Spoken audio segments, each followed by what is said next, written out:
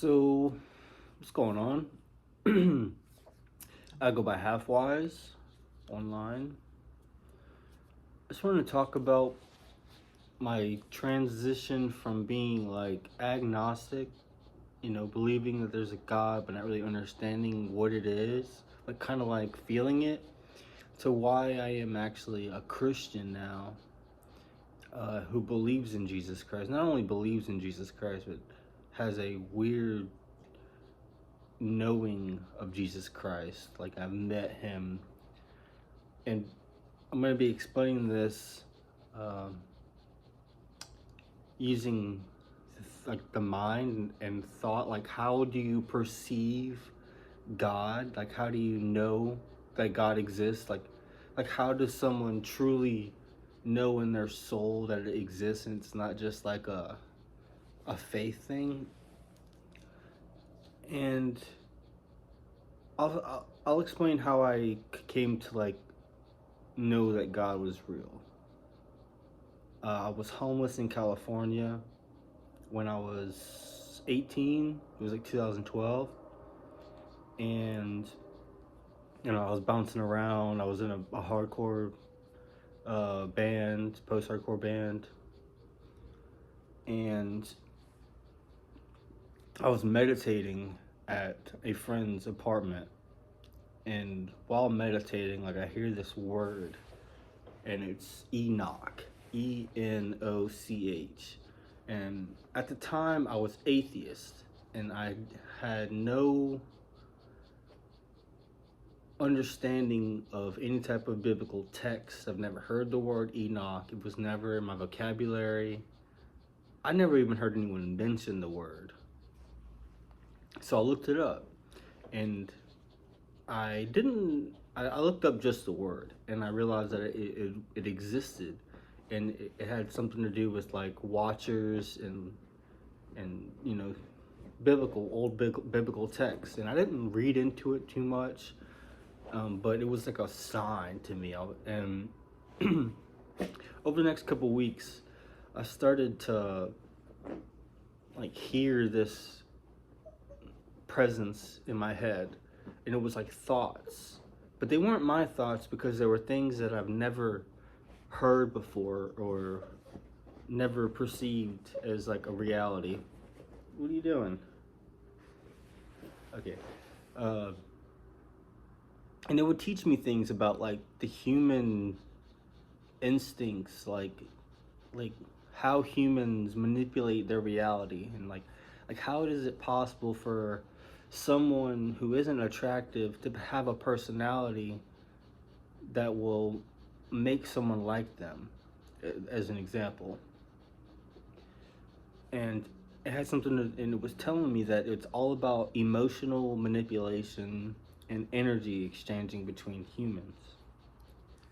And these voices, these thoughts in my head that I never had before were telling me, like, it was like separate from me. It wasn't my thoughts, because I know what my thoughts are, but then there was something that was observing my thoughts and then telling me things. But they would tell me things like, how to pretty much harm people with emotions. Like, for an example, let's say you're in a situation and you have good intentions, like solely good intentions, and your soul knows that. Not just you feeling like you have good intentions, it is spewing out of you good intentions. And if you encounter someone who doesn't have good intentions, they have negative intentions, you can use that relationship of energy to gain power in the spiritual world over the negative person. So that negative person would, maybe something inconvenient would happen in their life. Maybe they got fired, or maybe just something very small, like they got a flat tire. Like, it would teach you that your energy that you gave out would go back to you. So like in that instance, you were the positive person. So let's say like you've been like seeking for like something small, like, oh man, I've been wanting like a new bike tire, like for my bike or something like that. You may come across someone out of nowhere that will give you something to do with a bike, and it's like a positive exchange, and then it's kind of like a reassurance, like the universe is like reassuring you that you know your good intentions are paying off, and you will start encountering things in your life that reflect on how you treat people and how you think. But and at the same time, there was several of these thoughts interacting and fighting and trying to like tell me what the truth was. So there was that one that was telling me how to manipulate people using energy, and it came off like like good, but in the end, it turned out to be some crazy manipulative, demonic thing that was trying to talk to me. Because at the same time, there was someone that was there, or a thought that was telling me like it doesn't matter. You shouldn't be thinking about your actions. You shouldn't be trying to lay out the path that you want. You're manipulating your reality around you, and that's not what being a good person is. It's not trying to form the world around you. It's existing and just being a good person, and allowing the world to just exist around you. And sometimes doing that will lead you down like a very lonely path, maybe not a very financially stable path, and you may have a lot of flaws because you. Anyways, it's a lonely life when you're truly a good person. I believe. Not I'm not a truly good person, but you know, history tells that. Also, there was an instance that I had where one of these demon things were telling me that I could get whatever I want in the world, and it didn't matter whether I had good intentions or bad intentions. It all that mattered was my intentions, like uh, do as thou wilt type of thing, as long as you're not hurting others, which truly is it's a step in the right direction, but it's like if you get lost in that step, you may live a life where you're just constantly trying to manipulate people and no one really wants to trust you. So they had that entity, or the spirit or the demon that was telling me, all that, teaching me how to manipulate things for my own things, and I was like, okay, I'll do anything. Lay the path out for me, and I'll follow the signs. And that was something I was like telling it. I will follow your signs. And a few weeks or maybe months go by. I'm not sure the timeline. Uh, I'm at someone's sauna. We're smoking a sauna out with a lot of weed, and uh, that song plays called "Follow the Signs" by Born of Osiris. I think maybe Born of Osiris. And one of my friends just like had this crazy, like this weird look went over his head. He says he didn't have this face, but it was like this demonic look, and he looked at me. He goes, "Follow the signs," and it was the song name. And right when that happened, like I get these chills, and this voice says, "This is the sign. This is the sign," uh, and I get chills. So I'm thinking, okay, I guess I'm doing the right things to get in a position where I'll get everything that I want. At the time, I'm still house hopping. Um, and then some time goes by. I'm homeless, and I'm kind of like at my end where I kind of exhausted all my friends out. Like I couldn't stay because I'm 18, and all of these people still live with their families and stuff. So I'm like bouncing, which in their family houses and stuff. It just wasn't working. So I get online. I'm like looking for a place to live or work, a live-in work. So like I type in live-in jobs in California. I was like, there's gotta be something. Come across this like older gentleman who, when you're coming across like older gentlemen online to become like a live-in caregiver, it's kind of sketchy, but you kind of want to like have, I don't want to like judge people too hard, and it was a way to get a place to live. So we meet up the next morning with the gentleman, and we have we get food at IHOP, and I noticed that he's got a tattoo of an all-seeing eye on his arm. And during this whole thing, like this is before it was like really popular in the mainstream and all. It was like right before it got really like mainstream, like all-seeing eye and Illuminati and stuff. 'Cause that's just it's not the same thing, but this all-seeing eye on his arm, and I'm like, whoa, that's weird because that's one of the symbols that was like telling me that I'm in the right direction. He goes, oh, do you know what this is? Uh, and I'm like, yeah, kinda. And he goes, interesting. And he pulls up his arm more, and he's got uh, what is it? A Freemason tattoo. And I'm like, okay, this is interesting. Uh, so I'm like, okay, this is obviously if I want to get everything I want, I just follow the signs. That's what I'm doing. So I start working with them. Everything was good for like a month or two. We were going to church like 2 or 3 times a week, a Catholic church in Palm Springs. And then one night at like 11 o'clock at night, he like messaged me, hey, get gum. Give me my gum out of my car. So I'm like mad. I'm like, that's crazy because he didn't text me. He walked out of his room, walked past the door where he could just easily got his gum there. He walked all the way to my room, knocked on the door, and said, "Hey, go get my gum out of my car." I was like, "Okay." I was kind of like, it's so late." It woke me up, but it's fine. So I do that, and he's back in his room. And he's like, "Okay, I want you to do something." And I'm like, I'm not doing anything like that. Like, as much as I like the situation where I'm pretty much don't have to pay for anything. I got a place to live.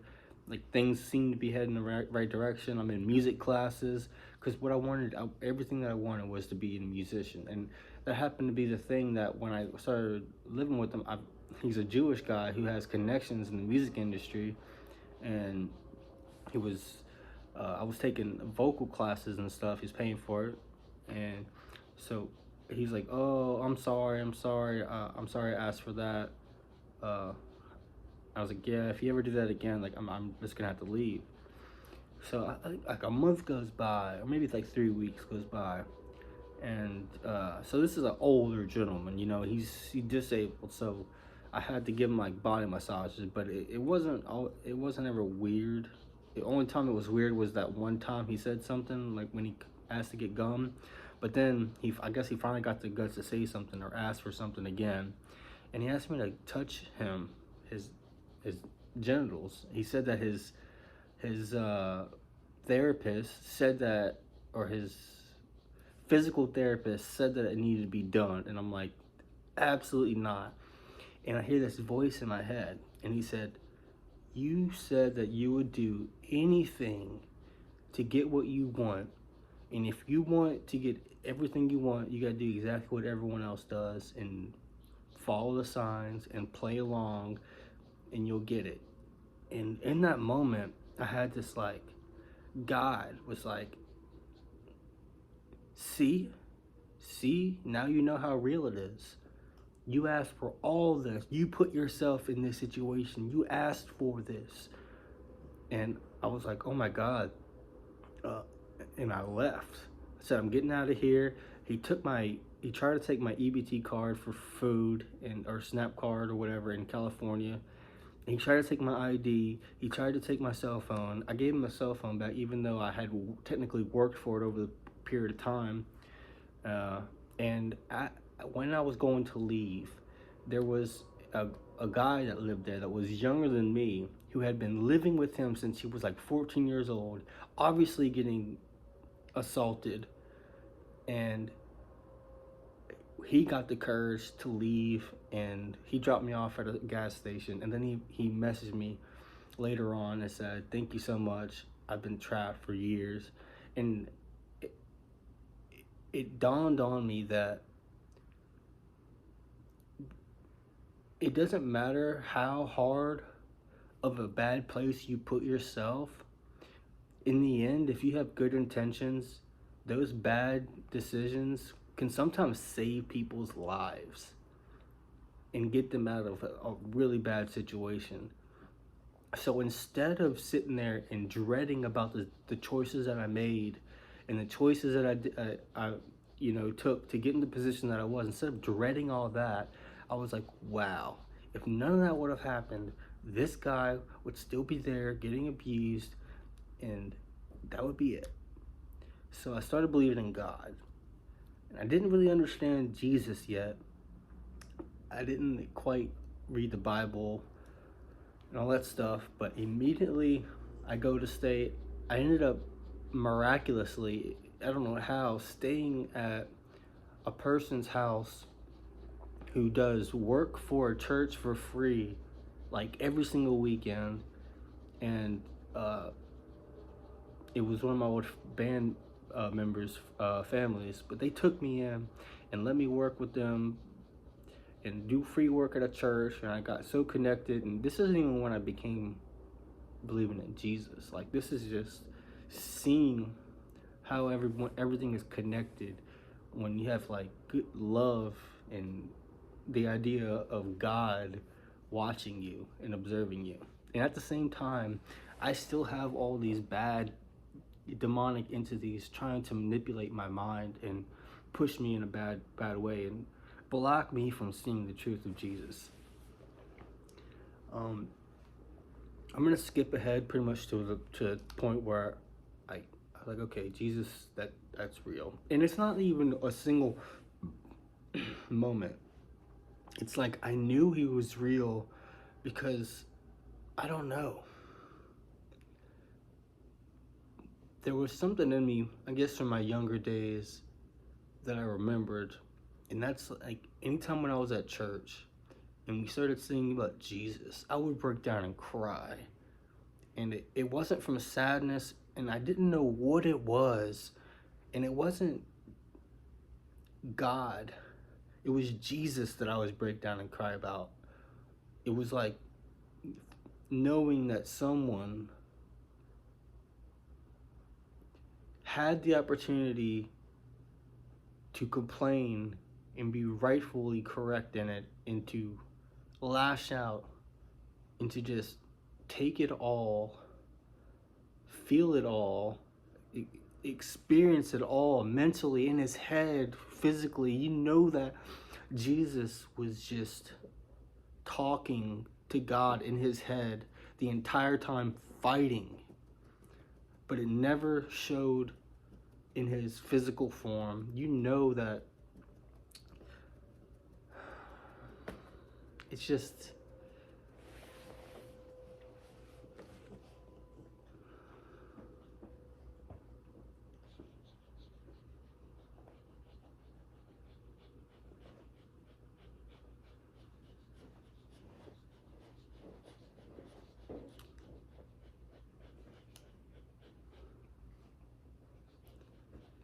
Jesus is present anywhere he is thought of.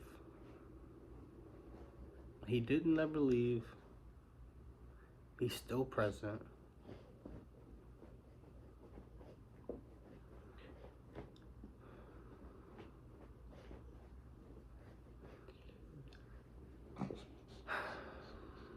You know, I used to believe that the Trinity was the Father, Son, and the Holy Spirit. Was the Father was God. The Holy Spirit was the connection between the Son and God, and the Son was man.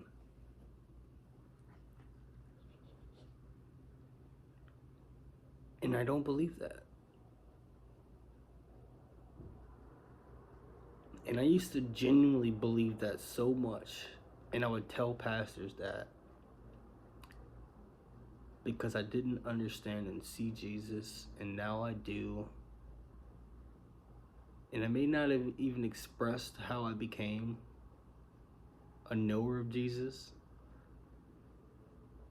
but he knows, and he knows why I'm making this video. Because there's people out there that are into all this occult stuff. Aleister Crowley, all that's esoteric nonsense, and they think they have it all figured out.